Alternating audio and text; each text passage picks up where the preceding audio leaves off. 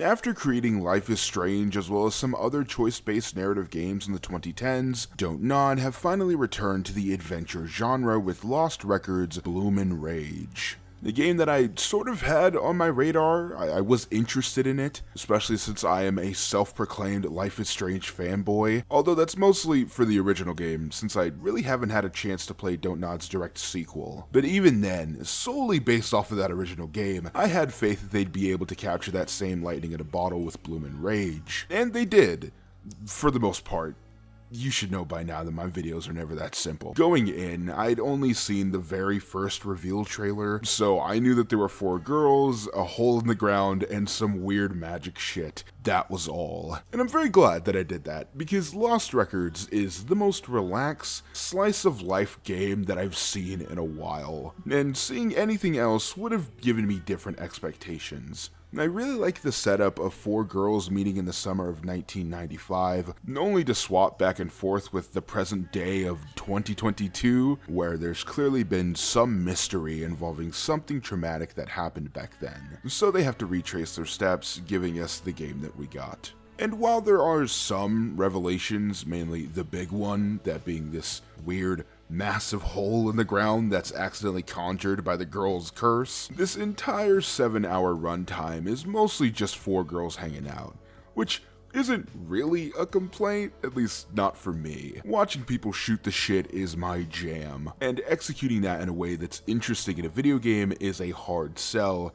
but the developers, the American writers that they hired, as well as the voice actresses all succeeded. The playable character Swan is very awkward and relatable to a T. I like that she's just an unabashed dork, just fucking shooting everything with the camera as she talks to herself. The 3 other girls, Kat, Autumn, and Nora, are all very interesting in their own way, and despite how they initially come off, none of them come off like simple caricatures. Hands down, the best thing about Lost Records is the sequences centering on these friendships. Whether it's all 4 girls in a group or the rare one-on-ones, it's sort of what makes the game. At this point, I could definitely say that Don't Nod specialize in vibes games. Where Life is Strange 1 was a snapshot of 2013 indie hipster culture, complete with being set in Washington, Lost Records tunnels in on 90s Midwest suburbia. And in some small ways, I like the way that Lost Records explores its environment a bit more. First off, visually the game looks amazing. I did have some hiccups and quirks here and there, but for the most part, I think that the upgrade in hardware allows for both the character models and the areas to just be so fucking detailed. The video store, the forest, the creepy cabin. I am mesmerized by how much each part of this game just feels lived in. I spent like the first 20 minutes in Swan's room just looking at everything. Like the moment I discovered that Swan has a case under her bed where she hides her X-Files fanfiction, I knew that this game was on my sort of timing. And all of this is aided by the punk aesthetic of the group, since they are a Riot Girl band, and it didn't come off tryhard or a caricature, that at least to someone who wasn't alive in the 90s, so I don't know if my word has that much weight. It felt like the writers managed to capture this little sliver of this point in punk history and showcased how these characters had their role in that, and I really love that. And man, that like garage punk soundtrack mixed with those calming ambient folk tunes, it sets this relaxing tone for the first episode in all the right places. I do think that one song is overutilized a little bit too much, but that's a minor thing. And I love that once the girls conjure the curse and the abyss is revealed, these ambient synth tracks begin to play, giving a little hint towards the horror vibe of the second episode. That's great. I love the music. I love the world.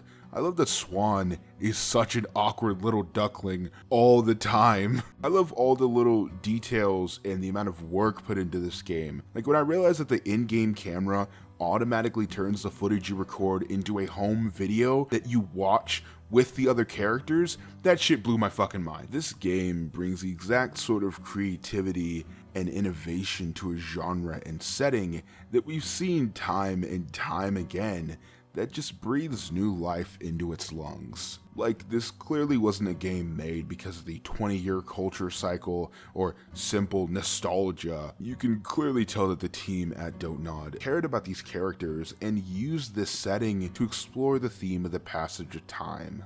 However, in regards to the actual fictional town of Velvet Cove, Michigan, where this game is set, it doesn't really have a presence at all. In both the past and the present, the characters are always talking about this town, or all the people who've wronged us, and you don't really feel that. There's this big climactic scene at the end where the girls stage a show at the town bar, which is not only the same place that present-day Swan, Autumn, and Nora are currently present at, but there's like 7 people. 2 are the same antagonists from early in the game. Also, there's not even really a real sense of geometry to the town. We only get to see like 6 different cherry-picked locations that aren't really all that big. The best you get is like an open road or a fence or a river that implies that the world is bigger, but of course it's an invisible wall, which is most likely due to how detailed all of these environments are and how much time it would take to add more characters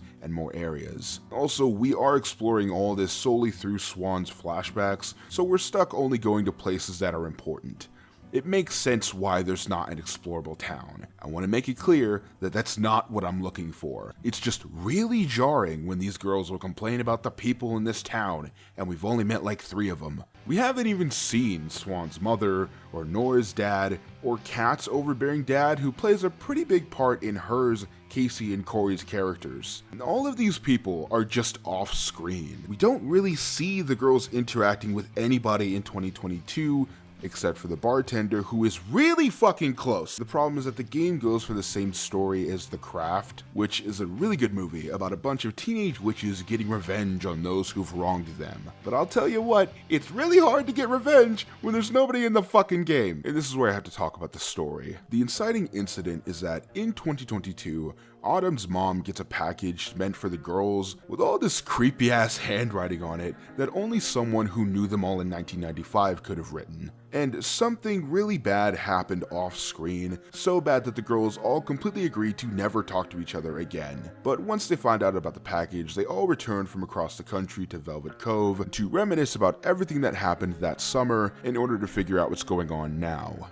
Narratively, this sounds like it could be a little disorienting since most of the game is set in the past, but Lost Records does something interesting by constantly swapping between the past and the present. And instead of choices in the past changing the present, it's much more symbiotic, with choices in both points in time constantly changing the game. The director puts it best by saying that the players are the co-authors of the game, and I couldn't agree more. And that's evident in both big and small ways, like romances from the 90s affecting modern friendships, down to the footage that Swan is being praised for being stuff that you shot yourself. It's just my thing is that the story still unfolds in that same don't nod structure, where the game opens with slow slice of life character stuff, and only for later chapters to likely delve much more into the mystery and drama. Except, there's only 2 episodes, Bloom and Rage, so the title makes sense. Bloom is set in August of 1995, and Rage is set in June of 1995. And I can tell you that pretty much all of episode 1 is set up. So we're still swapping in between these 2 points in time so often, and for the most part, both of them are still just establishing the characters. This isn't a problem later in the game when Autumn and Nora actually come to the bar, giving that point in time more relevance, but especially early on, they just swapped from the past to modern day way too often just to have another random ass conversation. And I sort of get what the game is going for. Lost Records is clearly playing with the passage of time and how much people change, but it doesn't get around the fact that this shit can be disorienting and at some points a little boring. It's at this point I like to reiterate that I do like this game. I honestly don't think I like most of the present day stuff from a gameplay perspective either. I'm fine with the first person perspective for the most part, but the opening phone call is just really slow. I like what it's doing, setting up Swan's tumultuous relationship with her mom, and I like how detailed the bar is, but that whole section of the game is just move the right stick and wait for the actual game to start. It's just sort of a time killer. The game on a whole is a bit more restrictive than I thought it would be. I'm sure there's lots of choices and relationship stuff that I think would be worth a second playthrough, but with the way the game is paced with tons of unskippable dialogue, I question whether it would be fun to do that without being sort of railroaded through these slower sections like finding Autumn's keys or pretty much all of the bar stuff in the present, even the relationship stuff, which I was fairly invested in. I was legitimately resetting checkpoints in order to make sure I said the right dialogue choices, which I don't even really do in visual novels. But man, the fucking relationship meter at the end pissed me off. Man, I was flirting with Nora for half the game.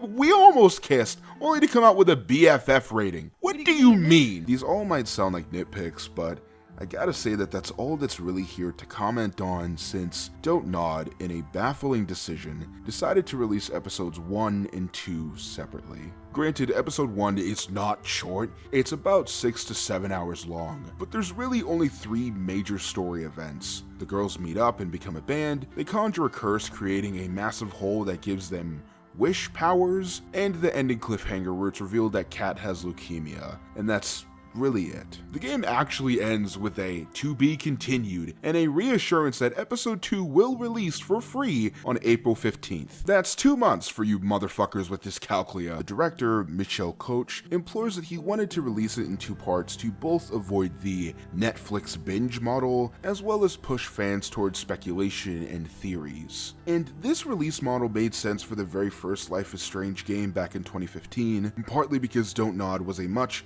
smaller studio coming off of a massive financial failure in Remember Me, plus Telltale was doing the same thing, so it wasn't too different from any other episodic adventure games. But even taking into account that Don't Nod is still an independent studio, the release of Lost Records is not a one-to-one parallel. It's not like you buy episode 1 Bloom and then you buy episode 2 in April. You gotta purchase the whole thing up front. Yeah, sure, it's only a $40 game, and it's on PlayStation Plus for those who have a PS5 as well as that service. But for everyone else, for people on PC and Xbox, or those who are a bit more frugal, spending $40 on an incomplete game is a much harder sell than simply having someone just buy 1 episode for half of that, or, you know, the full game. I do like some things about Deck 9's work with the Life is Strange series, the biggest of which being the complete removal of the monthly episodic release after Before the Storm, likely because, for the most part, releasing games that way is done for. I understand that the 2-parter complaints have been a bit overrepresented in reviews. I've seen a lot of people use this as a reason to slam the game, and I think that's a bit unfair, but I've also seen people refer to this as a modern classic, which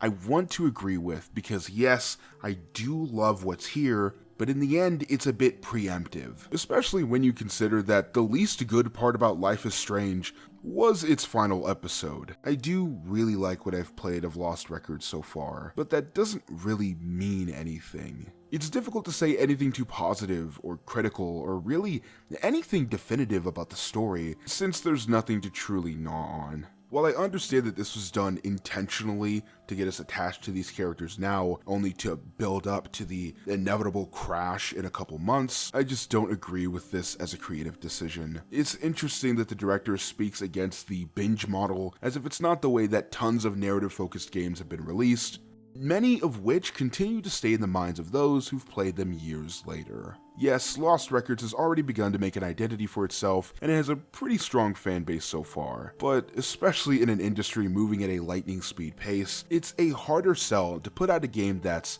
by definition, incomplete at launch. And because of that, I can't really knock the people who will inevitably decide to wait until April to play it all at once. It feels a bit icky to talk about price and release models like this, but it's just the current state that the game is in. All I can hope is that all of the excitement and joy around it translates to sales, and that the actual bulk of the story builds off of that cliffhanger and hits the landing. Fingers crossed. Also, Nora better be getting fucking divorced in episode 2. How dare you? How dare you? I spent all this time. We almost kissed. You robbed me. We was robbed. Did you girls ever see anything weird around these parts back in the day? 27 years was a long time ago. I've been trying to remember. Something just out of reach. my mom found a package on her doorstep. Our Bloomin' Rage?